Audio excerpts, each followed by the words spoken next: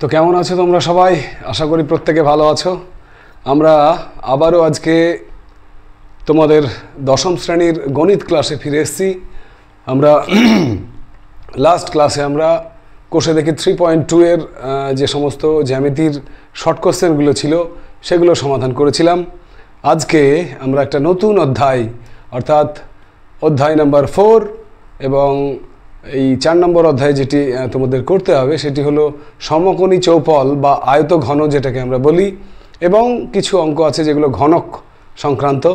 সেই আয়তঘন এবং ঘনক তাদের যে সমস্ত গাণিতিক সমস্যাগুলো রয়েছে অধ্যায় 4-এ, চলো আজকে খুব ইন্টারেস্টিং যে চ্যাপ্টার আমাদের অধ্যায় 4, সেই আয়তঘনক এবং ঘনকের যে সমস্ত অঙ্কগুলো রয়েছে তার সমাধানগুলো আমরা তোমাদের সঙ্গে চলো করি।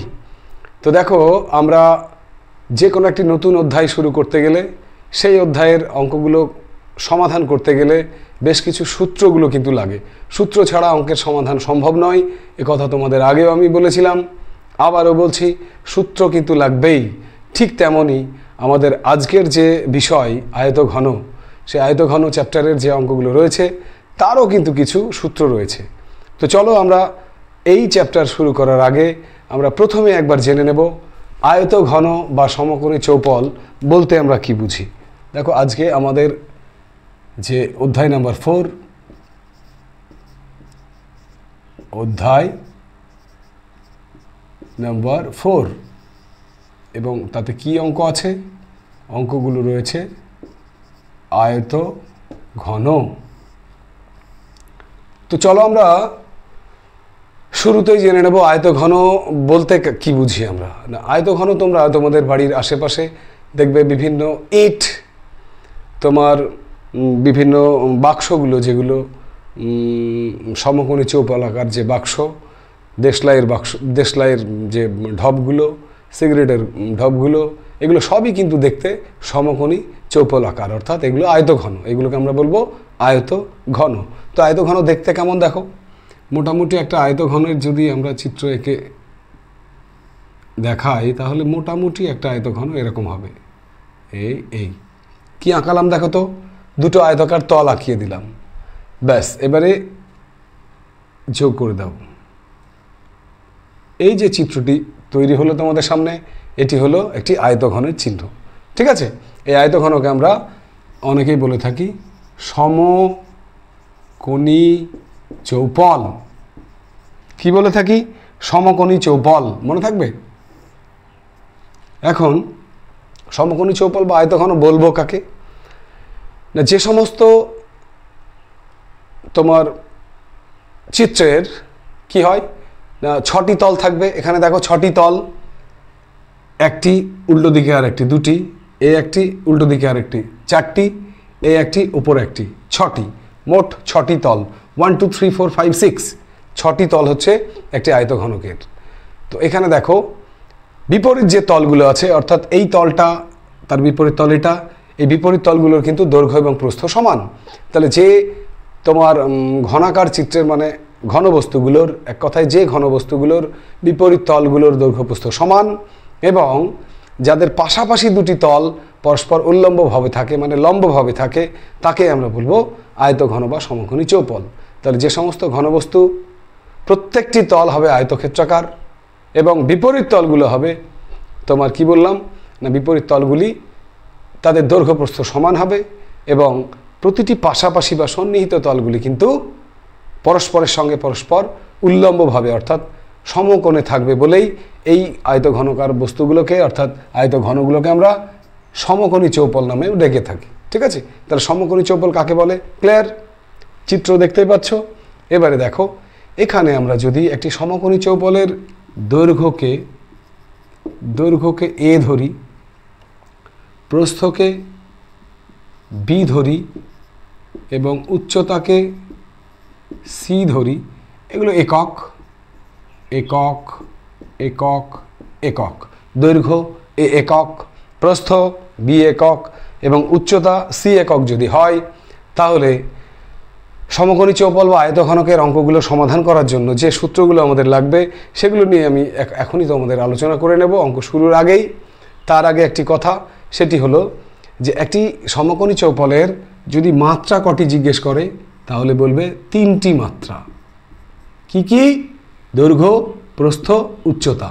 দৈর্ঘ্য, প্রস্থ, উচ্চতা, এই 3টি হচ্ছে তার মাত্রা। এটি সমকোণী চৌপল বা আয়তঘনের মাত্রা 3টি। আর তলের সংখ্যা কত? আগেই বলেছি তল হচ্ছে 6টি। এগুলো কিন্তু শর্ট কোশ্চেনের জন্য লাগে। মাত্রা 3 আর তল সংখ্যা হচ্ছে সমকোণী চৌপলের 6। ক্লিয়ার? এবারে চলো সমাধান করার জন্য, অঙ্কের সমাধানের জন্য আমাদের কোন কোন সূত্রগুলো জেনে নেওয়া আবশ্যিক সেই সূত্রগুলো একবার আমরা দেখে নেব, এবং তোমরাও কিন্তু আমার সঙ্গে সঙ্গে খাতার এক জায়গাতেই সমস্ত সূত্রগুলো লিখে নেবে। দেখো, আমি আগেই বলেছি যদি দৈর্ঘ্য, তোমরাও খাতায় লিখে নাও, দৈর্ঘ্য সমান যদি a হয়, প্রস্থ সমান যদি b হয় এবং উচ্চতা যদি c হয়, এগুলো সব একক, কিন্তু a একক, b একক, c একক, সেটা সেন্টিমিটার, মিটার যাই হোক না কেন হবে। তাহলে 1 নম্বর সূত্রটি তোমরা লেখো। সমকোণী চৌপল না বলে আমরা আয়তঘন কথাটি ব্যবহার করব। আয়ত ঘনকের সমগ্র তলের ক্ষেত্রফল লিখে নাও সমান, সূত্রটি হচ্ছে 2 × AB + BC + CA। আর যেহেতু ক্ষেত্রফল, এককটা কী হবে? বর্গ একক। ক্লিয়ার? একটি আয়তঘনকের সমগ্র তলের ক্ষেত্রফল সংক্রান্ত যে অঙ্কগুলো আমরা পাবো তার সমাধানের ক্ষেত্রে যে সূত্রটি লাগবে সেটি হলো 2 × AB + BC + CA। আমি আবারও বলি, যেখানে a কিন্তু দৈর্ঘ্য, b মানে প্রস্থ, c মানে হচ্ছে উচ্চতা। ক্লিয়ার? ঠিক তেমনি সূত্র নম্বর 2, আয়তঘনকের সঙ্গে আর একটা কী বলেছি আছে? ঘনক। তাহলে ঘনকের সমগ্র তলের ক্ষেত্রফল লিখে নাও। ঘনকের সমগ্র তলের ক্ষেত্রফল সমান কী হবে তাহলে? এক্ষেত্রে ঘনকের দেখো, আগে ঘনক কাকে বলে শুনে নাও। ঘনক হচ্ছে যে আয়তঘনকের মধ্যে যেগুলোর আবার দৈর্ঘ্য, প্রস্থ, উচ্চতা, দৈর্ঘ্য, প্রস্থ, উচ্চতা 3টেই সমান, অর্থাৎ এক্ষেত্রে দৈর্ঘ্য a তো হবেই, প্রস্থও a, উচ্চতাও a। তাহলে সেক্ষেত্রে কী হবে? দেখো, এইগুলোতে তুমি যদি এ বসাও তাহলে দেখবে একটি ঘনকের সমগ্র তলের ক্ষেত্রফল হবে 6a² বর্গ একক। ঠিক আছে? সূত্র নম্বর 3 নম্বর সূত্র হচ্ছে আয়তঘনকের কর্ণ। আয়তঘনকের কর্ণের সূত্র কী হবে? লিখে নাও √a² + b² + c²। এটা যেহেতু কর্ণ তাই একক। √a² + b² + c²। তুমি অন্যভাবে যদি বলো √ দৈর্ঘ্য স্কোয়ার + প্রস্থ স্কোয়ার + উচ্চতা স্কোয়ার। ওকে? 4 নম্বর সূত্র, তাহলে একবার আয়তঘন একবার ঘনক। এবারে কি লিখবো তাহলে? ঘনকের কর্ণ। ঘনকের কর্ণ কী হবে সূত্র? √3 × a, অর্থাৎ √3 × বাহু একক। 5ম সূত্র হচ্ছে আয়তঘনকের আয়তন। আয়তঘনকের আয়তন সংক্রান্ত যে সমস্ত অঙ্কগুলো আছে সে আয়তনের সমাধান করতে গেলে আয়তঘনকের আয়তনের সূত্র হবে a × b × c, অর্থাৎ ABC। আর আয়তন মানেই ঘন একক, তোমরা জানো, লিখে নাও। আয়তঘনকের আয়তন সমান ABC ঘন একক। সেন্টিমিটার থাকলে ঘন সেন্টিমিটার, মিটারের যদি দেয়া থাকে একক তাহলে ঘন মিটার, সেটা হবে আয়তঘনকের আয়তনের সূত্র। ঠিক তেমনি 6 নম্বরে আমরা লিখব ঘনকের আয়তন।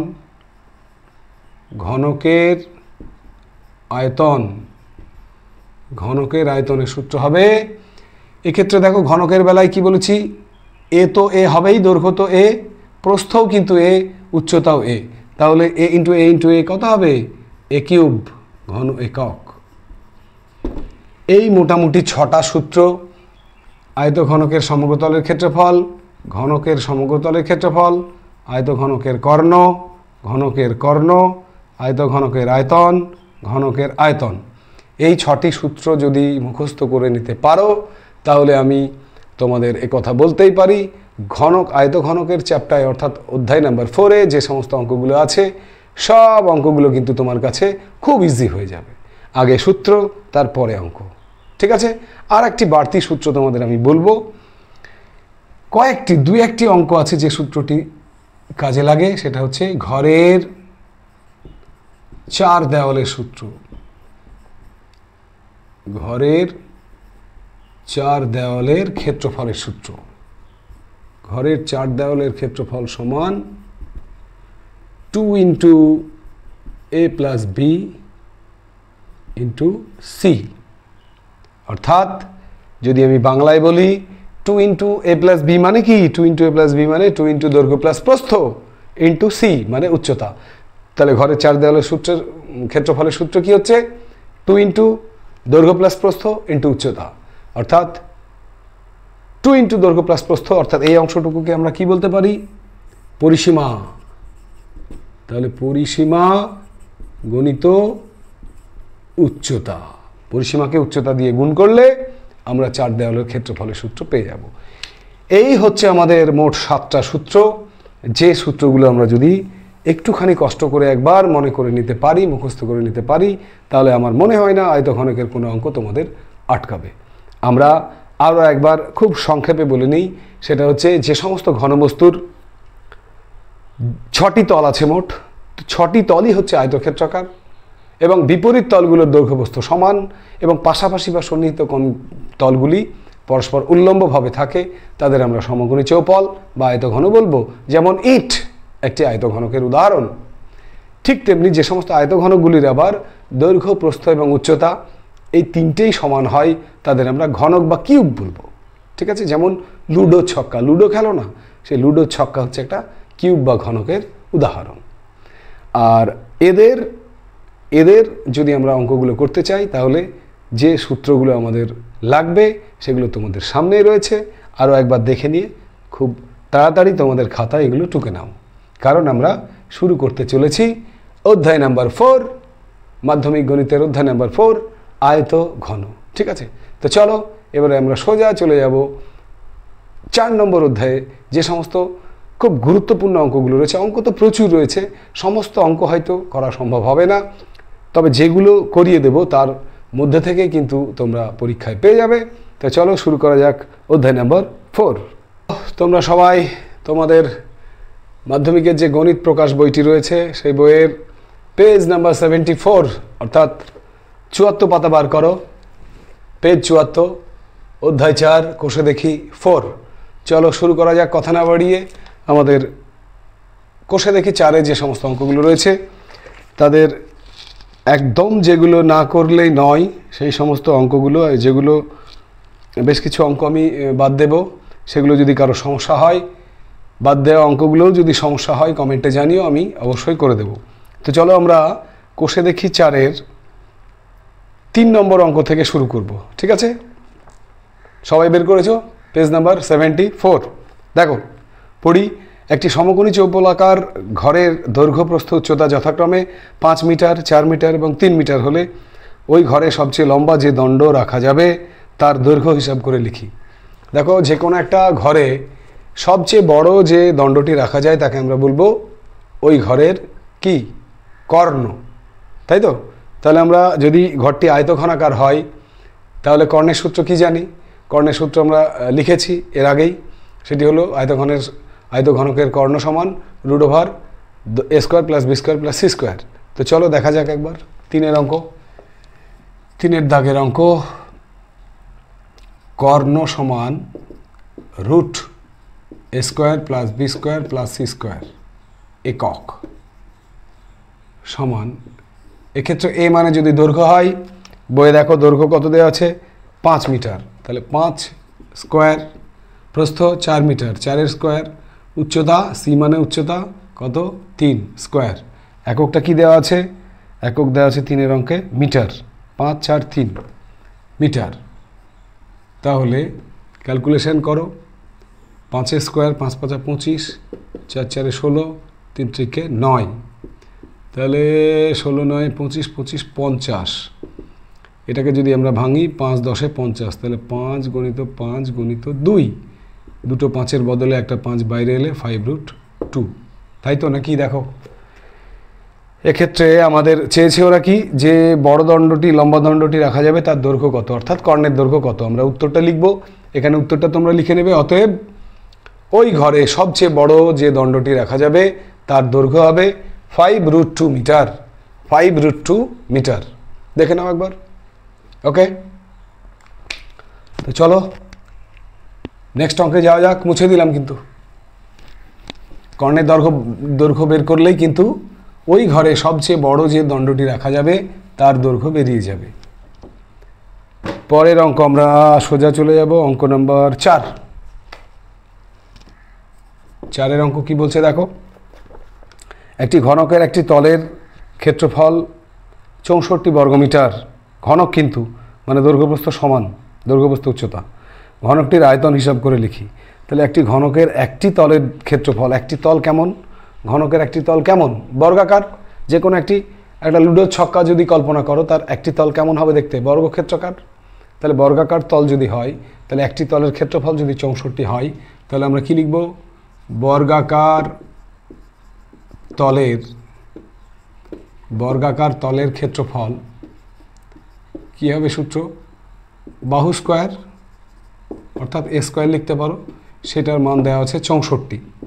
অতএব বাহু কত হবে, √64 মানে 8। এককটা কি দেওয়া আছে দেখো, 64 বর্গমিটার ছিল, তাহলে বাহু হবে 8 মিটার। অর্থাৎ ওই ঘনকের প্রতিটি বাহু দৈর্ঘ্য পেলাম 8 মিটার। এবার কি চেয়েছে, ওই ঘনকটির আয়তন হিসাব করে লিখি। অতএব ঘনকটির আয়তন মানে কি সূত্র জানি আমরা, বাহু কিউব। বাহু কিউব মানে 8-এর কিউব। কত হবে, 28 64, 8 64 সঙ্গে কত, 4 থেকে 3, 6 48 50, এখানে 512 ঘন মিটার। 512 ঘন মিটার। তাহলে উত্তর হয়ে গেল কি না, ঘনকের ক্ষেত্রফল হবে 512 ঘন মিটার। দেখে নাও, আমরা একটা তল যেহেতু বর্গাকার, তাই সেখান থেকে বাহু পেলাম 8, আর ঘনকের আয়তনের সূত্র আমরা জানি বাহু কিউব, তাহলে 8-এর কিউব মানে কত, 512 ঘন মিটার। দেখে নাও, হয়েছে সবার, দেখা হয়েছে। নেক্সট ঝটঝট করে টুকতে হবে কিন্তু, প্রচুর অঙ্ক, প্রচুর। অঙ্ক নাম্বার 5, 5-এর দাগের অঙ্ক কি বলেছে দেখো, আমাদের বকুলতলা গ্রামে 2 মিটার চওড়া এবং 8 ডেসিমিটার গভীর একটি খাল কাটা হয়েছে। যদি মোট 240 ঘনমিটার মাটি কাটা হয়ে থাকে, তবে খালটি কত লম্বা হিসাব করে লিখি। এখানে দেখো, বকুলতলা গ্রামে 2 মিটার চওড়া, অর্থাৎ প্রস্থটা দেওয়া আছে 2 মিটার, আবার গভীরতা দেওয়া আছে। এককটা লক্ষ্য করবে, পরিমিতি অঙ্কে কিন্তু ইউনিট খুব গুরুত্বপূর্ণ বিষয়। সমস্ত অঙ্কগুলোকে একই এককে না নিয়ে এসে কিন্তু অঙ্ক করা যাবে না। এখানে প্রস্থ দেওয়া আছে 2 মিটার, মিটারে দেওয়া আছে। গভীরতা দেওয়া আছে 8 ডেসিমিটার, ডেসিমিটারে আছে। আর দৈর্ঘ্যটা চেয়েছে, দৈর্ঘ্যটা আমরা ধরে নেব x ধরে নেব, এবং সেটা এককটা ধরবো মিটার। আর কেন মিটার ধরবো না, মোট 240 ঘনমিটার মাটি কাটা হয়েছে বলা হয়েছে। তাহলে আমরা প্রথমেই লিখলাম, মনে করি দৈর্ঘ্য সমান x মিটার। প্রস্থ কত দেওয়া আছে, প্রস্থ বইয়ে দেওয়া আছে চওড়া যেটা, সেটা হচ্ছে 2 মিটার, 2 মিটার। আর গভীরতা সমান 8 ডেসিমিটার। ডেসিমিটারকে মিটার করলে কি হয়, কিমি হেমি ডেকামি মি ডেসিমি, 1 ঘর 10 দিয়ে ভাগ, তাহলে 0.8 মিটার। ডেসিমিটারকে 10 দিয়ে ভাগ করলে মিটার হয়, তাহলে 0.1 ঘর বাম দিকে সরে আসে, তাহলে হয়ে যাবে 0.8 মিটার। দৈর্ঘ্য পেলাম x, প্রস্থ 2, গভীরতা হচ্ছে, অর্থাৎ যেটাকে উচ্চতা বলি আমরা, সেটা হচ্ছে 0.8 মিটার। তাহলে শর্তে যে মাটিটা কাটা হয়েছে সেটা যদি আয়তঘনাকার হয়, তাহলে আয়তন কত হবে, যে মাটি কাটা হয়েছে তার আয়তন, দৈর্ঘ্য মানে x গুণিত প্রস্থ মানে 2, আর গভীরতা মানে হচ্ছে 0.8। এইটা সমান কত দেওয়া আছে, 240, তাই তো? 240। তাহলে এখান থেকে এক্সের মান বের করো। তাহলে এক্স সমান 240/2 গণিত 0.8, দশমিক তুলে উপরে একটা 10 নিলাম, ঠিক আছে? দশমিকটা তুলে দিলাম, উপরে একটা 10 নিলাম, ব্যাস। কাটাকাটি করো, 3 আষ্টে 24, 30, 5 দুগুণে 10, 3 পাঁচা 15, 150, এক্স ধরেছিলাম মিটার, 150 মিটার। এক্স মানে কি? দৈর্ঘ্য। তাহলে ওরা কি চেয়েছিল? ওরা চেয়েছিল কত নম্বর অঙ্ক? 5-এর অঙ্ক, 5-এর দাগের অঙ্কে ওরা চেয়েছে খালটি কত লম্বা ছিল। লম্বা মানে দৈর্ঘ্য। তাহলে আমরা উত্তরটা কি লিখবো? অর্থাৎ খালটি 150 মিটার লম্বা ছিল। খালটি 150 মিটার লম্বা ছিল। দেখে নাও, খুব সহজ অঙ্ক। নেক্সট আমরা চলে যাব পরের অঙ্কে।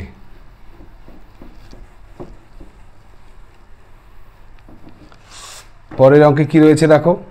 অঙ্ক নাম্বার পরে আমরা করব 6-এর অঙ্কটি করব। খুব শর্ট কোশ্চেনের জন্য ইম্পর্ট্যান্ট একটি অঙ্ক। অঙ্ক নাম্বার 6 দেখো কি পড়ি। একটি ঘনকের কর্ণের দৈর্ঘ্য 4√3 সেন্টিমিটার হলে ঘনকটির সমগ্রতলের ক্ষেত্রফল হিসাব করে লিখি। ঘনকের কর্ণের সূত্র আমরা জানি, ঘনকের সমগ্রতলের সূত্র আমরা জানি। ঘনকের কর্ণ √3 ইন্টু বাহু, আর ঘনকের সমগ্রতল হচ্ছে কি 6² তাহলে প্রথম কাজ হচ্ছে ঘনকের কর্ণ দেওয়া আছে, সেখান থেকে এ এর মান বের করা। ঘনকের কর্ণ, ঘনকের কর্ণ কি লিখেছি আমরা? √3a সমান বইয়ে দেওয়া আছে কত ঘনকের কর্ণ? 4√3 সেমি, 4√3 সেন্টিমিটার। √3 কেটে দিলে এর মান কত হলো? 4 সেমি। এ মানে কি? বাহু। তাহলে ঘনকের বাহু যদি আমরা, বাহু সমান যদি এ সমান 4 সেন্টিমিটার হয়, অতএব কি চেয়েছে? সমগ্র তলের ক্ষেত্রফল। ঘনকের সমগ্র তলের ক্ষেত্রফল কি সূত্র? 6² বর্গ একক। তাহলে 6 ইন্টু স্কোয়ার মানে কত হবে? 4-এর স্কোয়ার, 4×4 = 16। এটা বর্গ মিটার দেবে, এককটা হবে বর্গ মিটার, সরি এটা সেন্টিমিটারে চলছে।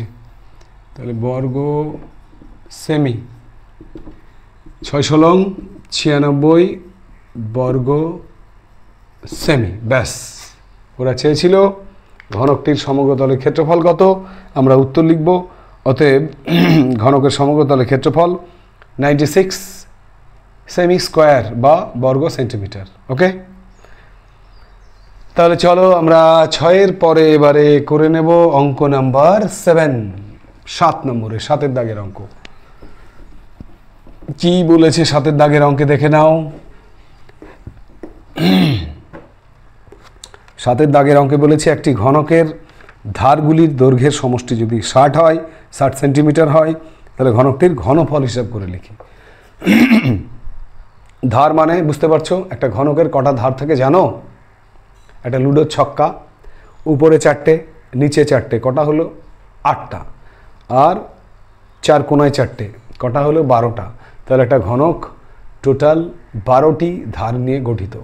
সেই 12টি ধারের কি দেওয়া আছে এখানে 7-এর অঙ্কে? 7-এর অঙ্কে বলেছে ঘনকের ধারগুলির সমষ্টি 60। তাহলে 60 সেন্টিমিটার যদি হয়, এখানে আমরা লিখব অঙ্ক নম্বর 7, ঘনকের ধার সমান 12টি। অতএব প্রতিটি ধারের দৈর্ঘ্য, ধার মানে কিন্তু বাহু, প্রতিটি ধারের দৈর্ঘ্য যদি সমষ্টি 60 হয় আর যদি ধার 12 হয়, তাহলে এককটা কি আছে? সেন্টিমিটার। হ্যাঁ, সেন্টিমিটার। 5×12 = 60, 5 সেমি। তাহলে আমরা পেলাম প্রতিটি ধারের দৈর্ঘ্য, অর্থাৎ ঘনকের প্রতিটি বাহুর দৈর্ঘ্য 5 সেন্টিমিটার। কি চেয়েছে ওরা? চেয়েছে ঘনফল কত। অতএব ঘনকের ঘনফল বলো, সূত্র বলো। ঘনকের ঘনফল এতক্ষণ নিশ্চয় মনে এসছে তোমাদের। ঘনকের ঘনফল হচ্ছে বাহু কিউব, এ কিউব। এখানে এর মান মানে ধারের মান 5, তাহলে 5-এর কিউব, 5×5 = 25, 5×25 = 125। আর যেহেতু ঘনফল চেয়েছে, তাই ঘন সেন্টিমিটার, এককটা কিন্তু ঠিক করে লিখতে হবে, 125 ঘন সেন্টিমিটার। তাহলে আমাদের উত্তর 7 অঙ্কের ঘনকটির ঘনফল 125 ঘন সেন্টিমিটার। ক্লিয়ার? খুব সহজ অঙ্ক, তাই না? সূত্র যদি মাথায় থাকে তাহলে অঙ্ক কিন্তু কঠিন কিছু নয়। চলো এবারে আমরা চলে যাব সোজা 8 অঙ্কে। অঙ্ক নম্বর 8।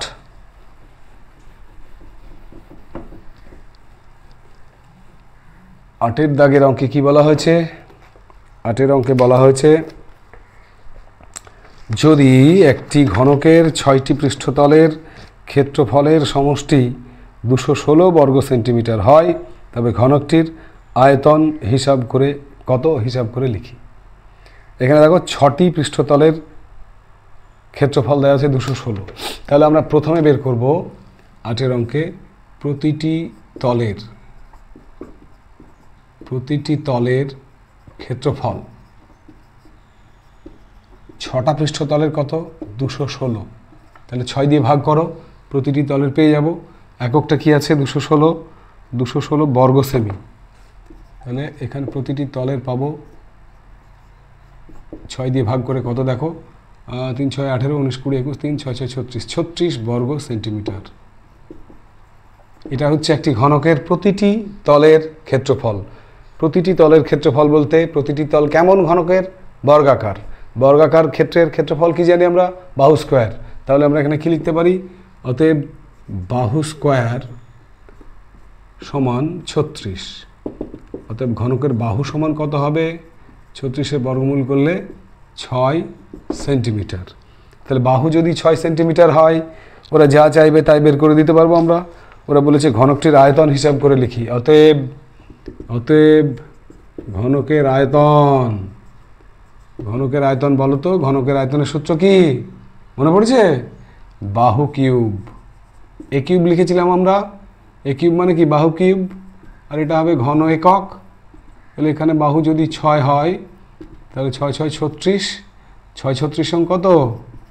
6 6 36 6 6 36 6 থেকে 3 3 6 18 3 21 216 ঘন সেমি। তাহলে 8 অঙ্কের উত্তর হয়ে গেল ঘনকের আয়তন হবে 216 ঘন সেন্টিমিটার। খুব সহজ। 9 10 সব এক টাইপেরই অঙ্ক। চলো 10-এর একটা ইম্পর্টেন্ট অঙ্ক রয়েছে, অঙ্ক নাম্বার 10। 10-এর অঙ্কটি পরীক্ষার জন্য খুবই ভিভিআই। তোমরা একটা স্টার মেরে রাখো 10-এর অঙ্কে। চলো এবারে করে নেব আমরা অঙ্ক নাম্বার 10। 10-এর অঙ্কে কি বলেছে? 10-এর অঙ্কে বলেছে, 10-এর অঙ্কে বলেছে একটি ঘনকের প্রতিটি বাহুকে 50% কমানো হলো, মূল ঘনক এবং পরিবর্তিত ঘনকের ঘনফলের অনুপাত কত হবে? আগে যদি বাহু এ হয় তাহলে এখন কিন্তু তার 50% কমিয়েছে প্রতিটি বাহু। তাহলে মনে করি একটি মূল ঘনক, একটি পরিবর্তিত ঘনক। মনে করি মূল ঘনকের বাহু সমান এ একক। অতএব মূল ঘনকের আয়তন কত হবে বলো তো? বাহু যদি এ হয় তাহলে আয়তন এ কিউব ঘন একক। কোনো সন্দেহ নাই, বাহু এ হলে আয়তন এ কিউব। এবার এর কত পার্সেন্ট কমিয়েছে? 50%। এর 50%, এর মানে তোমরা জানো গুণ। 50% মানে 50 তলায় 100, তার মানে কত? a/2। আগে ছিল বাহু এ, তাহলে পরিবর্তিত ঘনকের বাহু কত হবে? আগে এ ছিল, এখন তুমি a/2 কমিয়েছো, তাহলে কত হবে? a - a/2 মানে সেই a/2ই হয়। 2a থেকে এ বাদ দিলে a/2 একক। ঠিক আছে? পরিবর্তিত ঘনকের বাহু a/2। তাহলে অতএব পরিবর্তিত ঘনকের আয়তন কত হবে বলো? পরিবর্তিত ঘনকের আয়তন এরও সেই বাহু কিউব মানে a/2 তার কিউব। এর কিউব করলে এ কিউব, 2 এর কিউব মানে 8 ঘন একক। তাহলে দেখো কি চেয়েছে ওরা, ভালো করে কি চেয়েছে দেখো। ওরা চেয়েছে 10-এর অঙ্কে মূল ঘনক ইজটু পরিবর্তিত ঘনক, তাই না? তাহলে তাদের আয়তনের অনুপাত মূল ঘনক ইজ টু পরিবর্তিত ঘনক। কত? মূল ঘনকের আয়তন আমরা বের করেছিলাম, মূল ঘনক এ কিউব, লিখলাম এখানে এ কিউব ইজ টু পরিবর্তিত ঘনক কত? A cube by 8, a cube by 8। A cube যদি কেটে যায় 1:8 লিখো না কিন্তু, এখানে 1:1/8, তাহলে 8 দিয়ে যদি উভয় পক্ষকে গুণ করি তাহলে 8 কে 8 ইজ টু, এখানে 8 কেটে গেলে 1, অর্থাৎ আনসার ইজ 8:1। মূল ঘনক ও পরিবর্তিত ঘনকের আয়তনের অনুপাত 8:1। এটাই হচ্ছে আমাদের আনসার। দেখে নাও, খুব ইম্পর্ট্যান্ট কিন্তু। আর অঙ্কটাতে আমি করার আগে বলেছিলাম স্টার দেবে। ওকে, দেখে নাও। নেক্সট আমরা চলে যাব অঙ্ক নাম্বার 11, 11 অঙ্ক। আরও একটি খুব ছোট্টর উপরে সুন্দর মিষ্টি অঙ্ক। 11 অঙ্ক কি বলছে দেখো। অঙ্ককে পড়তে হবে, করার আগে অঙ্ককে মন দিয়ে পড়তে হবে, বুঝতে হবে কি চাইছে। সুতরাং কোন দিকে গেলে আমার অঙ্কটা হবে, এবং সেই সঙ্গে মনে রাখতে হবে আমাদের সূত্রগুলো, যেগুলো আমরা আগেই লিখে রেখেছি, তাই না? চলো 11 অঙ্কে কি বলেছে দেখো। একটি সমকোণী চৌপলের আকারের বাক্সের দৈর্ঘ্য প্রস্থ উচ্চতার অনুপাত 3:2:1।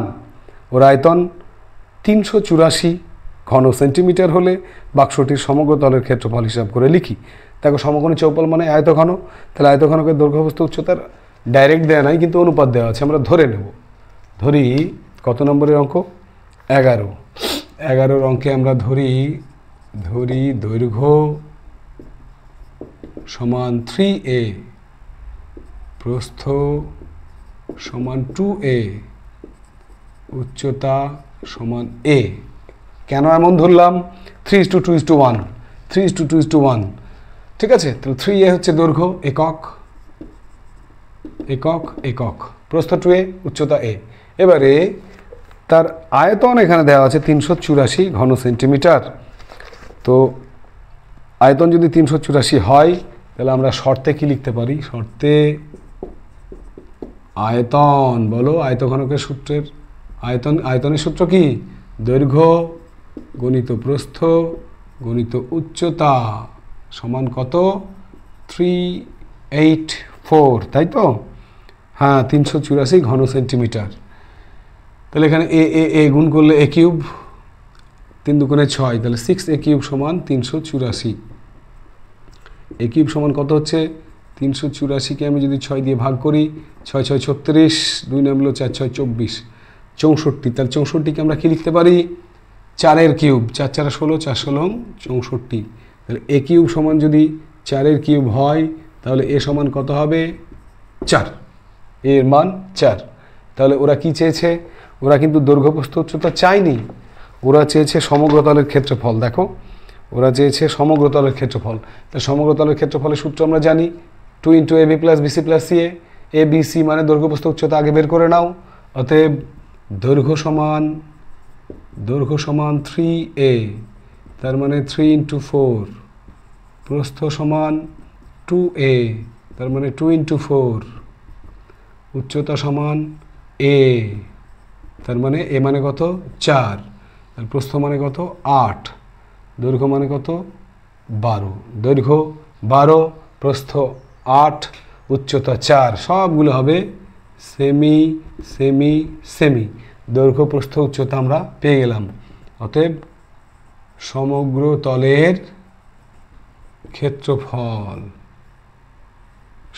তলের ক্ষেত্রফলের সূত্র কি বলেছিলাম? 2 × দৈর্ঘ্য গণিত প্রস্থ প্লাস প্রস্থ গণিত উচ্চতা প্লাস উচ্চতা গণিত দৈর্ঘ্য, অর্থাৎ 4 × 12। 2 × ab + bc + ca কত হচ্ছে দেখো তো? 8 × 12 = 96 প্লাস 4 × 8 = 32 প্লাস 4 2 = 8, 40। 32 আর 8 40, 40 আর 96 কত হবে? 136। 2 × 136 মানে হবে 272। 4 2 12, 2 হাতে 1, 3 6 1 7, 2, 272। অঙ্ক নাম্বার 11। কোথায় ভুল হলো দেখো একবার। দৈর্ঘ্য 3 4 12, প্রস্থ হচ্ছে 4 2 8, উচ্চতা হচ্ছে 4, 2 ইন্টু এবি, এবি মানে 8 গণিত 12, ইন্টু বিসি, বিসি মানে হচ্ছে 8 গণিত 4, ইন্টু সিএ মানে হচ্ছে 4। ও এখানে দেখো এটা 2 না, এটা 12, সরি সরি সরি, 4 12 48। তাহলে কত হবে? এখানেই ভুলটা হয়েছে, এখানে ভুল হয়েছে। 10 6 16 6 হাত থেকে 1 5 3 8 8 9 176, 6 2 12 2 থেকে 1 7 14 1 15 5 থেকে 1 3 352। এককটা কি হবে দেখো, ক্ষেত্রফল কিসে দেওয়া আছে? সেন্টিমিটার। তাহলে সেমি স্কোয়ার বা বর্গ সেমি। ওকে, বুঝতে পেরেছি আমরা নিশ্চয়ই যে সমগ্র তলের ক্ষেত্রফল 352 বর্গ সেন্টিমিটার। ঠিক আছে, এই হচ্ছে তোমার 11 দাগের অঙ্কে। মুছে দিলাম, দেখে নাও একবার। এবারে আমরা সোজা চলে যাব 74 পাতায় যে সমস্ত অঙ্কগুলো রয়েছে তাদের মধ্যে সবচেয়ে বেশি ইম্পর্ট্যান্ট এবং যেটা মাধ্যমিকে বারবার টেস্ট পেপারের পাতায় তুমি দেখতে পাবে, সেই অঙ্ক নাম্বার 15। আমরা চলে যাব সোজা অঙ্ক নাম্বার 15, এবং করার আগে শুধু একটা না, তুমি ডাবল স্টার দেবে, অঙ্ক নাম্বার 15। ওকে, ঠিকঠাক করে কিন্তু বুঝে নিয়ে অঙ্কটা করতে হবে। দেখো, ঘনকাকৃতি একটি সম্পূর্ণ জলপূর্ণ চৌবাচ্চা থেকে সমান মাপের 64 বালতি জল তুলে নিলে চৌবাচ্চার 1/3 জলপূর্ণ থাকে। তুলে নিলে থাকে, ব্যাপারটা মাথায় রেখো। চৌবাচ্চার একটি ধারের দৈর্ঘ্য, ধারের মানে বাহু, আগে বলেছিলাম 1.2 মিটার হলে প্রতিটি বালতিতে কত লিটার জল ধরে। তো এখানে দেখো, আমি আগে ঘনকাকৃতি চৌবাচ্চার আয়তনটা বের করে নেব, এবং সেটা আমরা জানি লিটারের সঙ্গে মিটার, আমরা ডেসিমিটার, ঘন ডেসিমিটার এবং লিটার, এদের মধ্যে একটা সম্পর্ক আছে, অর্থাৎ 1 ঘন ডেসিমিটার সমান 1 লিটার। তাহলে সেই জন্য আমরা অঙ্কগুলো মিটারে না করে ডেসিমিটারে করব। তো এখানে ঘনকাকৃতি চৌবাচ্চার, লেখো তোমরাও, ঘনকাকৃতি চৌবাচ্চার প্রতিটি বাহুর দৈর্ঘ্য সমান 1.2 মিটার। এটাকে আমি আগেই বলেছি ডেসিমিটার করলে হবে, 10 দিয়ে গুণ, 12 ডেসিমিটার। 12 ডেসিমিটার। তাহলে অতএব চৌবাচ্চার আয়তন বার করো, বাহু কিউব আমরা জানি, তাই তো? তাহলে 12 কিউব ঘন ডেসিমিটার। 12 12 144, আর 144কে তুমি যদি 12 দিয়ে গুণ করো তাহলে কত হবে? 1728 ঘন ডেসিমিটার। আর এই ঘন ডেসিমিটার যত হবে লিটার তত হবে। তাহলে 1728 ঘন ডেসিমিটার মানেই 1728 লিটার। এটা কী বার হলো? চৌবাচ্চার মোট আয়তন। আমরা মনে করে দেখো, যে কোনো জিনিসকে টোটাল যদি আমরা ধরি, মোট অংশ যদি ধরি, তাহলে তাকে 1 অংশ ধরি। তাহলে চৌবাচ্চারও যদি চৌবাচ্চার আয়তন 1 অংশ ধরি, তাহলে সেখান থেকে জল তুলে নেওয়ার পর, 64 বালতি জল তুলে নেওয়ার পর পড়ে রয়েছে 1/3 অংশ। তাহলে এই যে 64 বালতি জল তুমি তুলে নিলে, সেটার আয়তন কত হবে? মোট আয়তন যদি 1 অংশ হয়, পড়ে থাকে যদি 1/3 অংশ, তাহলে 64 বালতি জলের আয়তন হবে 1 - 1/3, তাই না? তাহলে আমরা এখানে লিখব 64 বালতি জলের আয়তন সমান 1 - 1/3 অংশ জল। এখন 1 - 1/3 কেন? মোট আয়তন 1, পড়ে আছে 1/3, তা 64 বালতি জল সমান কত হবে? 3 থেকে 1 বাদ দিলে 2/3 অংশ জল। আবার 2/3 অংশ জল সমান 2/3 ইন্টু মোট আয়তন তো বার করেছি আমরা 1728।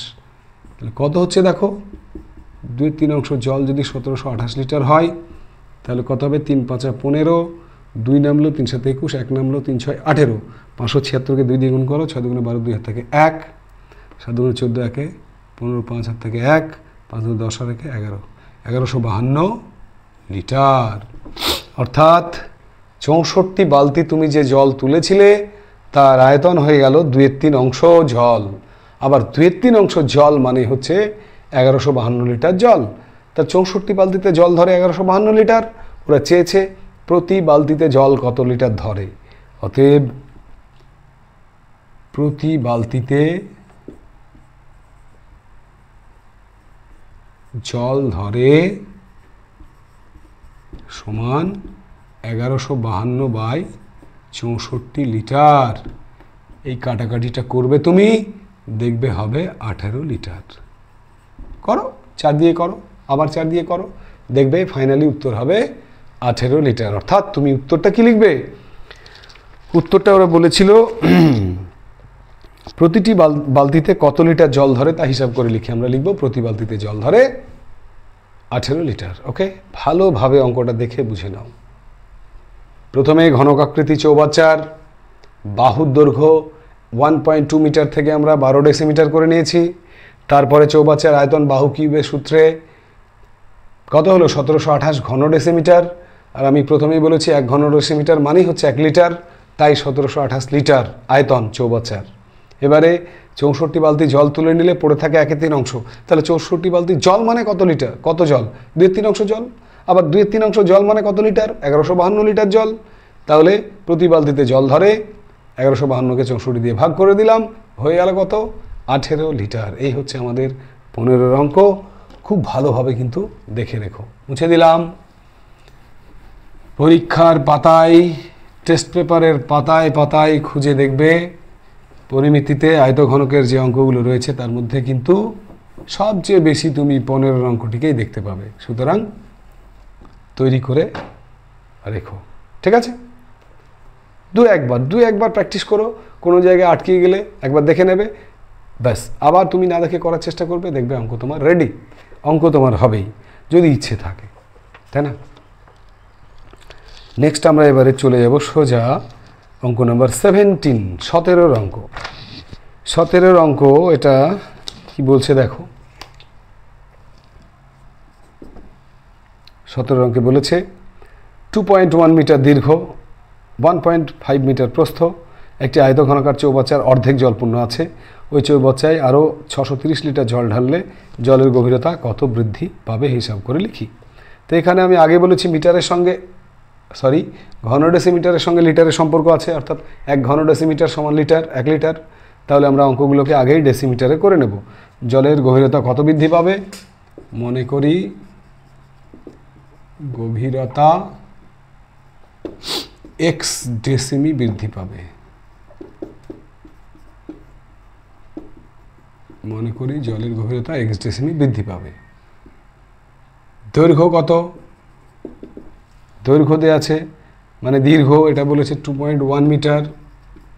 2.1 মিটার মানে ডেসিমিটার করতে গেলে 10 দিয়ে গুণ করো, 21 ডেসিমিটার। প্রস্থ কত? প্রস্থ এখানে বলেছে প্রশস্ত 1.5 মিটার। এটাকে ডেসিমিটার করলে 10 দিয়ে গুণ করো, 15 ডেসিমিটার। আর গভীরতা তো এক্স পেয়েছো শর্তে। যে জলটুকু তুমি ঢালবে তার আয়তন কত হবে? আয়তন দৈর্ঘ্য গণিত মানে 21 গণিত প্রস্থ 15 গণিত গভীরতা বা উচ্চতা কত বাড়বে? এক্স ধরেছো তুমি, তাহলে এটা সমান কত? 630। অতএব এক্সের মান কত হবে? 630/21 গণিত 15। কাটাকাটি করো, 3 21 63, 0 15 2 30, 2। The answer is 2 decimetre. জলের গভীরতা কত বাড়বে? 2 ডেসিমিটার। তাহলে একটা মজা দেখো, এখানে অঙ্কটিতে যে বলেছে চৌবাচ্চার অর্ধেক জলপূর্ণ আছে, অর্ধেক কথার কোনো গুরুত্ব এখানে কিন্তু নেই। ওটাকে তোমরা ভাবার কোনো বিষয় নয়। তোমরা জাস্ট যে নিয়মে আমরা দৈর্ঘ্যপ্রস্থ এবং গভীরতাকে গুণ করে আয়তন বের করি সেই নিয়মে করলে অঙ্কটা হয়ে যাবে, ঠিক আছে? চলো এরপরে আমরা চলে যাব অঙ্ক নাম্বার, সোজা চলে যাব 20। খুব ইম্পর্ট্যান্ট একটি অঙ্ক, বড় বড় অঙ্ক, তাই না? চলো 20 অঙ্কে চলে যাব। কি বলেছে দেখো, 20 অঙ্কে বলেছে যে বাড়ির 3টি কেরোসিন তেলের ড্রামে, বাবারে কেরোসিন তেলের ড্রাম, বাড়ির 3টি কেরোসিন তেলের ড্রামে যথাক্রমে 800 লিটার, 725 লিটার এবং 575 লিটার তেল ছিল। ওই 3টি ড্রামের তেল একটি আয়তঘনাকার পাত্রে ঢালা হলো। 3টে তেল এবার এক জায়গায় ঢালা হলো। এতে পাত্রে তেলের গভীরতা 7 ডেসিমিটার হলো। ওই আয়তঘনাকার পাত্রের দৈর্ঘ্যপ্রস্থের অনুপাত দেওয়া আছে 4:3। তাহলে পাত্রের দৈর্ঘ্যপ্রস্থ হিসাব করে লিখি। তার সঙ্গে আবার একটু লেজ আছে। লেজ কি আছে, যদি ওই আয়তঘনাকার পাত্রের গভীরতা 5 ডেসিমিটার হতো তবে 1620 লিটার তেল ওই পাত্রে রাখা যেত কিনা হিসাব করে দেখি। বাহ, অনেক বড় অঙ্ক, মানে অন্তত পড়তে হচ্ছে অনেকটা, তাই না? দেখো 3টে তেলের যদি একটা ড্রামে আমরা ঢালি তাহলে মোট তেলের আয়তন আগে বার করো। মোট তেলের আয়তন, 3টে তেলকে আমরা এক জায়গায় ঢেলেছি, আয়তন যোগ করছি। কত 800 লিটার প্লাস 725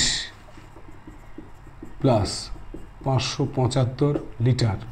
এই 3টে তেলকে যদি এক জায়গায় ঢালা হয় তাহলে মোট আয়তন কত হবে? এখানে দেখো তোমরা 7 5 1200, 1200 আর 800 মানে 2000, 2000 আর 100, 2100 লিটার। 2100 লিটার, ঠিক হলো তো? 5 5 10 0 থেকে 1, 9 1 10 0 থেকে 1, 7 5 12, 12 আর 8 20, 1 21, 2100 লিটার হয়ে গেল মোট তেলের আয়তন। এবারে দেখো দৈর্ঘ্য-প্রস্থের অনুপাত দেওয়া আছে 4:3। মনে করি দৈর্ঘ্য সমান 2 কি দেওয়া আছে, দৈর্ঘ্য 4:3। তো দৈর্ঘ্য সমান 4x, এককটা ডেসিমিটারে নেব, প্রস্থ 3x ডেসিমিটার, আর গভীরতা কত দেওয়া আছে বইয়ে? গভীরতা সমান সম্ভবত 7 ডেসিমিটার, 7 ডেসিমিটার। অতএব শর্তে আয়তন কত হবে? আয়তনের সূত্র দৈর্ঘ্য গণিত প্রস্থ গণিত গভীরতা সমান 2100। এখান থেকে যা করে হোক তোমাকে x এর মান বার করতে হবে। তাহলে x গুণ করলে x স্কোয়ার, তাহলে 2100/4 × 3 × 7। তো দেখো 7 3 7 21, 3 দিয়ে 100, 4 25 100, তার মানে x স্কোয়ারের মান 25। অতএব x সমান কত হবে? √25 মানে 5। x এর মান আমরা পেয়ে গেলাম 5। তাহলে দৈর্ঘ্য সমান কত বেরালো? দৈর্ঘ্য সমান 4x, মানে হচ্ছে 4 × 5 অর্থাৎ 20 ডেসিমিটার। তুমি যদি এটাকে মিটারে করো তাহলে 20 ডেসিমিটার মানে 2 মিটার, আর প্রস্থ হবে কত? 3x, মানে 3 5 15 ডেসিমিটার। যদি মিটার করো 1.5 মিটার। 20 অঙ্কে ওরা কী চেয়েছিল একবার দেখে নাও। 20 অঙ্কে ওরা চেয়েছিল পাত্রের দৈর্ঘ্য প্রস্থ হিসাব করে লিখি। তাহলে আমরা পেয়ে গেলাম 20 ডেসিমিটার, 15 ডেসিমিটার। মিটার দিতেও পারো, না দিতেও পারো, ডেসিমিটারে আনসার করলে ডেসিমিটারেই করা যাবে। এক্ষেত্রে আর একটা লেজ আছে, লেজটা দেখো। ওই আয়তঘনাকার পাত্রের গভীরতা যদি 5 ডেসিমিটার হতো তবে 1620 লিটার তেল ওই পাত্রে রাখা যেত কিনা হিসাব করে লিখি। এবারে দেখো এখানে বলেছে যে গভীরতা যদি, আমাদের তো গভীরতা 7 ছিল, 7, তো ওরা বলেছে 7 না হয়ে যদি 5 হতো তাহলে গভীরতা যদি কি বলেছে 5 ডেসিমিটার হলে 1620 লিটার। দেখো গভীরতা সমান 5 ডেসিমি হলে, গভীরতা সমান 5 ডেসিমি হলে আয়তন কত হবে? দেখো আয়তন সমান দৈর্ঘ্য কত বেরিয়েছে? 20, প্রস্থ 15 আর গভীরতা 5। তাহলে দেখো কত হচ্ছে, 5 20 100, 1500 ঘন ডেসিমিটার। এইবার তুমি বলো আমাকে, একটা পাত্রের আয়তন যদি 1500 হয় আর তোমাকে তেল যদি ঢালতে বলে 1620 লিটার, তাহলে সেই 1620 লিটার তেল কি 1500 লিটারের মধ্যে আঁটবে? আঁটবে না। অর্থাৎ সেখানে ঢালতে গেলে মোটামুটি 1620 মাইনাস 1500 মানে 120 লিটার তেল কিন্তু উপচিয়ে পড়বে, নিচে পড়ে যাবে। তাহলে ওরা আনসারটা ঠিক এক্স্যাক্ট কী চেয়েছে দেখো, উত্তর চেয়েছে ওরা 1620 লিটার তেল কি ওই পাত্রে রাখা যাবে? তুমি আনসার লিখবে 1620 লিটার তেল ওই পাত্রে রাখা যাবে না, কেননা ওই পাত্রের আয়তন 1500 লিটার। ওকে, এই ছিল আমাদের 20 অঙ্ক। এবারে আমরা চলে যাবো আরও একটি বড় অঙ্ক, অঙ্ক নম্বর 21 দাগের অঙ্কে আমরা চলে যাব। কি বলেছে একবার দেখো 21 অঙ্ক, কি কেমন লাগছে অঙ্ক? অঙ্ক করতে বিরক্ত লাগছে নাকি? বিরক্ত লাগারই কথা। অঙ্কে দেখো, অঙ্কে আলাদাভাবে কোনো এখানে সাউন্ড নেই, কোনো রস নেই, রসবোধ। এটাকে নিজেকেই কিন্তু অঙ্ক করার সময় নিজেকেই মনে মনে একটু হলেও আনন্দ ফুর্তি করে করে অঙ্ক করতে হবে। একদম চুপচাপ মানে বোর হয়ে হয়ে একা একা অঙ্ক করলে হবে না। তুমি পাশে মিউজিক রাখতে পারো, তুমি পাশে নিজের মনে মনে গান গাইতে পারো। অঙ্ককে এনজয় করো, অঙ্ককে ভয় করো না, ঠিক আছে? অঙ্ক যখনই করবে একটুখানি হাসি মুখে অঙ্ক করবে, তাহলে দেখবে অঙ্ক মাথায় বেশিক্ষণ ধরে থাকবে এবং অঙ্ক খুব তাড়াতাড়ি অঙ্কগুলো হয়ে যাবে তৈরি, ঠিক আছে? তো চলো অঙ্ক নাম্বার 21। আমাদের 3 তলা ফ্ল্যাটের 3টি পরিবারের দৈনিক জলের চাহিদা 1200 লিটার, 1050 লিটার এবং 950 লিটার। এই চাহিদা মেটানোর পরেও 25% জল মজুদ থাকে এমন একটি ট্যাঙ্ক বসানোর জন্য মাত্র 2.5 মিটার দীর্ঘ, 1.6 মিটার চওড়া একটি জায়গা পাওয়া গেছে। ট্যাঙ্কটি কত মিটার গভীর করতে হবে? এক্ষেত্রেও দেখো দৈনিক জলের মোট চাহিদাটা কত হবে। দেখো অঙ্ক নাম্বার 21, জলের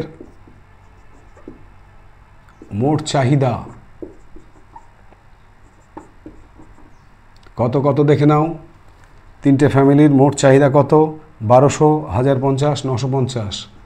1200, 1050, 950 লিটার 3টে ফ্যামিলির জলের চাহিদা। তাহলে টোটাল কত চাহিদা হচ্ছে না? এখানে দেখো 1000, 2000, 3200 লিটার, 3200 লিটার। এটা হচ্ছে আমাদের 3টে ফ্যামিলির মোট চাহিদা, জলের মোট চাহিদা। এই চাহিদা মেটানোর পরেও 25% জল মজুদ থাকবে। তাহলে 3200 লিটার এর 25%, 3200 লিটারের 25% মানে কত? 3200 এর মানে গুণ 25% মানে 25/100, 4 25 100, 4 8 32 মানে আরও 800 লিটার। 3200 লিটার তো 3টে ফ্যামিলির প্রয়োজন। সেই প্রয়োজন মেটানোর পরেও এক্সট্রা মনে করো কারো বাড়িতে কোনো গেস্ট ফেস্ট যদি আসে, সেই জন্য আরও 25% জল ওই ট্যাঙ্কে মজুত রাখতে হবে। তাহলে ট্যাঙ্কের মোট আয়তন কত হবে? অতএব ট্যাঙ্কের মোট আয়তন হবে সমান 3200 লিটার জল তো থাকছেই, তার সঙ্গে আরও 800 লিটার জল থাকবে। তার মানে কত হবে? 4000 লিটার। 4000 লিটার হয়ে গেল ট্যাঙ্কের মোট আয়তন। এবারে কি দেওয়া আছে দেখো, দৈর্ঘ্য দেওয়া আছে 2.5 মিটার, প্রস্থ দেওয়া আছে 1.6 মিটার। তাহলে চওড়া কতটুকু করতে হবে? ধরি প্রস্থ সমান, চওড়া মানে যদি প্রস্থ হয় তাহলে ধরি প্রস্থ সমান x ডেসিমিটার। দৈর্ঘ্য বয়ে দেওয়া আছে কত? দৈর্ঘ্য দেওয়া আছে 2.5 মিটার।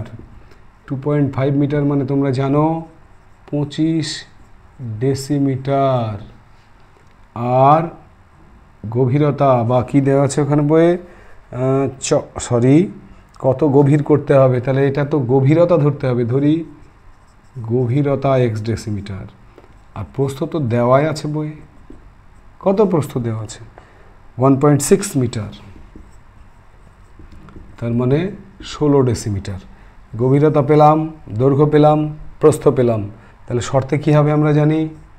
শর্তে আয়তন, ট্যাঙ্কের আয়তন সমান দৈর্ঘ্য হচ্ছে 25 গণিত প্রস্থ হচ্ছে 16 গভীরতা হচ্ছে এক্স, এটা সমান কত? 4000। তাহলে এখান থেকে এবারে সমাধান করে তোমাকে বার করতে হবে এক্স এর মান। দেখো এক্স এর মান কত হবে। অঙ্ক নাম্বার 21। কত হবে এক্স সমান? 4000/25 গণিত 16। এখানে দেখো 4 দিয়ে 4 4 16, 4 দিয়ে 1000, 25 দিয়ে 40, 4 দিয়ে 10 ডেসিমিটার। কি বেরোলো এক্স এর মান? এক্স মানে কি ছিল? গভীরতা, অর্থাৎ 10 ডেসিমিটার মানে 1 মিটার। একটা উত্তর কিন্তু বেরিয়ে গেল। ওরা চেয়েছিল কি ট্যাঙ্কটি কত গভীর করতে হবে? আমরা উত্তর লিখে দেবো ট্যাঙ্কটি 1 মিটার গভীর করতে হবে। সেই সঙ্গে আবার এ অঙ্কেরও একটি লেজ আছে। লেজটি হচ্ছে জায়গাটি যদি প্রস্থের দিকে আরও 4 ডেসিমিটার বেশি হতো, অর্থাৎ প্রস্থ কত এখন? 20। তাহলে প্রস্থ 4 ডেসিমি বেশি হলে হবে কত? 16 ছিল, 4 বাড়লো, প্রস্থ কত হবে বলো তো? সমান 16 আর 4-এ 20 ডেসিমি। 4 ডেসিমিটার প্রস্থ বেশি হলে হবে 20 ডেসিমি। অতএব কি বলেছে? প্রস্থ 4 ডেসিমিটার বেশি হলে ট্যাঙ্কটির গভীরতা কত হতো? তখন কত হতো দেখো, তখন দৈর্ঘ্য হচ্ছে 25, অতএব 25 দৈর্ঘ্য, গভীরতা তখন কত হলো? 20। আর তখন এক্স না ধরে আমরা যদি x1 ধরি, আগেরটা এক্স ছিল, এটাকে x1 ধরি, তাহলে গভীরতা x1 সমান কত? আচ্ছা এক্স ধরলামই না, ওয়াই ধরলাম আমি। তখন গভীরতা যদি ওয়াই হয় তাহলে এটা সমান 4000। অতএব ওয়াইয়ের মান কত হবে? 4000/25 × 20। 20 দিয়ে কাটলে 20 দুগুণে 40, 200, 8 25 200, অর্থাৎ 8 ডেসিমিটার। তাহলে এখানে দুটো আনসার পেলাম। একটা হচ্ছে প্রথম ক্ষেত্রে গভীরতা করতে হবে কত? 1 মিটার। দ্বিতীয় ক্ষেত্রে গভীরতা করতে হবে যদি প্রস্থ 4 ডেসিমিটার বেশি হয়, তখন গভীরতা আমাদের করতে হবে 8 ডেসিমিটার। এই ছিল মোটামুটি আমাদের কোষে দেখি 4-এর অঙ্কগুলোর সমাধান। আমরা একটি বড় অধ্যায়, তার বড় অঙ্কগুলো, বড় অধ্যায়ের প্রায় শেষ করে দিলাম। বেশ কিছু অঙ্ক রয়ে গেল, সেগুলো আমি আগেই বলেছি। যাদের যে অঙ্কে সমস্যা হবে কমেন্টে জানিও, আমি কমেন্টে রিপ্লাইয়ে সেই অঙ্কের জবাব দিয়ে দেব, অঙ্কের সমাধান করে দেব। যে অঙ্কগুলো করা হলো অবশ্যই তোমরা তোমাদের জন্য, তোমাদের অঙ্কে ভালো রেজাল্টের জন্য সেই অঙ্কগুলোকে বাড়িতে বারবার প্র্যাকটিস করবে। দেখবে এর মধ্যেই কিন্তু মাধ্যমিকে তুমি পেয়ে যাবে। আমরা নেক্সট দিন আয়তঘনের যে বাকি অংশটুকু রয়ে গেল, অধ্যায় 4-এর যে শেষ অংশটুকু রয়ে গেল, অর্থাৎ অবজেক্টিভ যেগুলো রয়েছে, 24-এর দাগের অঙ্ক এবং 25-এর দাগের অঙ্ক, সেই সমস্ত শর্ট কোশ্চেনগুলো নিয়ে পরবর্তী গণিত ক্লাসে আমরা সেগুলো সমাধান নিয়ে আসব। ততক্ষণের জন্য তোমরা সবাই সুস্থ থেকো, ভালো থেকো এবং অঙ্কের মধ্যে থেকো, এবং এভাবেই তোমাদের সবার প্রিয় চ্যানেল সায়েন্স উইথ মিন্টু স্যারকে সাপোর্ট করে যেও। সেই সঙ্গে প্রত্যেককে আবারও বলি, মিশন মাধ্যমিক 2026কে মাথার মধ্যে রেখো। ওকে, টাটা।